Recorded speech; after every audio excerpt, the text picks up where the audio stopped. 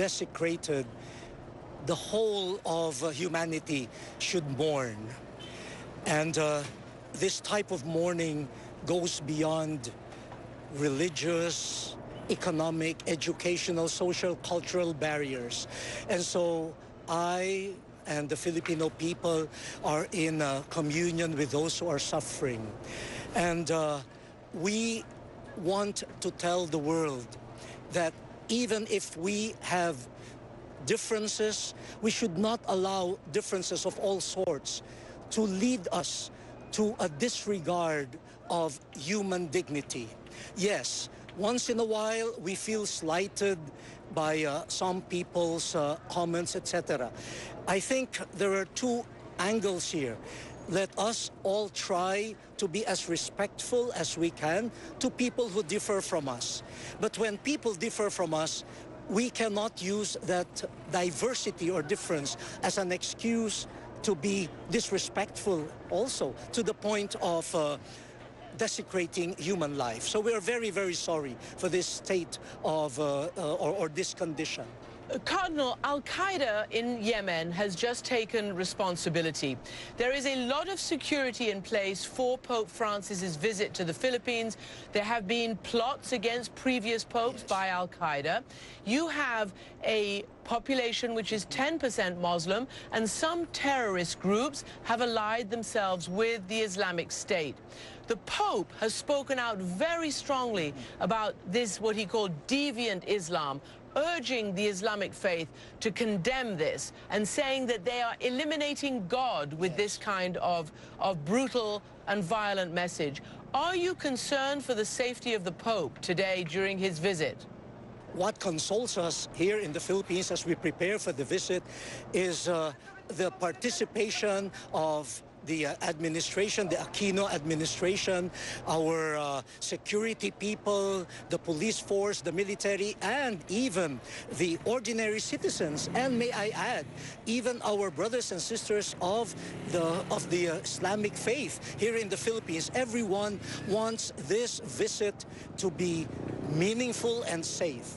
And we also, while we regret really the loss of life, especially as done by terrorist groups, we also do not want to jump to the conclusion that these acts are always associated with the religion called Islam. Our experience here in the Philippines, I can speak for myself, we have many friends of the Islamic religion, and they are the first ones to say acts of terror are not part of our religion. And I believe them.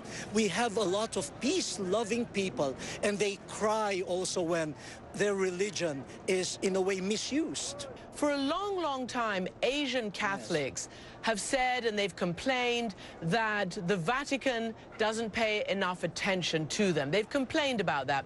The Pope has just raised a Sri Lankan saint. Do you think under Pope Francis, this sort of European-centric, keep Asia sort of on the outskirts, is changing?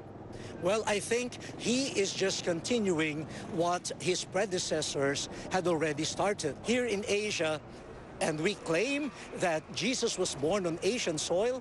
Well, this is the most populous continent of the world, but the Christian population remains like only 3% of the total Asian population. And half of that Christian population is found in the Philippines. The past popes, the past 50 years, have been trying their best to link Christianity with Asian cultures and sensibilities. We have the same hope with Pope Francis.